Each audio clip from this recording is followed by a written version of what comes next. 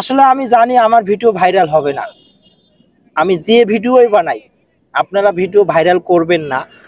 তো যদি ভালো লাগে তাহলে শেয়ার দেন, ভালো না লাগলে তো আর করার কিছু নাই। তারপরেও আমরা আশা নিয়ে আসি, ভিডিও বানাইতেছি। তো আমার সাথে যে ভাইকে দেখতে পারছেন, সে আমার বন্ধু বলতে পারেন, যেহেতু আমরা একই কাজ করি। তো আসলে ভাই কিন্তু সুন্দর গান পারে। তো এই কারণে ভাইকে আমি বললাম যে একটা গান, যারা আমাকে ফলো করে তাকে একটা গান শুনান। তো ভাই আসলে খুব সুন্দর গান গায়। তো গান শুরু করেন, কি গান গাইবেন এবং কিছু বলেন দর্শকের জন্য। জি বলেন। আসসালামু আলাইকুম। অনেকে জানেন যে, হয়তো অনেকে জানেন না যে আমি ভাইরাল কিভাবে হচ্ছি। হয়তো আমার ভাইরালে অনেক ভিডিও আছে, হয়তো অনেকে কেউ জানেন না। এখন আমি আবারও নতুন করে ভাইরাল হওয়ার চেষ্টায় থাকতেছি।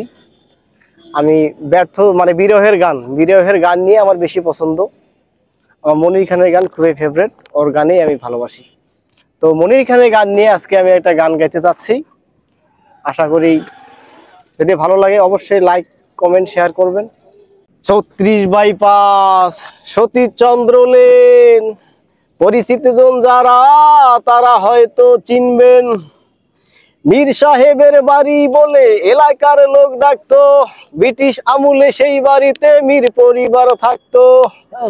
কলেজ যাবার পথে আমি দেখতাম শুধু চেয়ে, হঠাৎ দেখি ওই বাড়িতেই পরীর মতো মেয়েটার নাম অঞ্জনা বলে কে যেন দিল ডাক।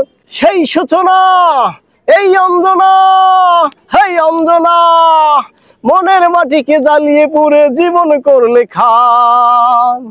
তবু অঞ্জনা, তবু অঞ্জনারা সুখে থাক সুখে থাক।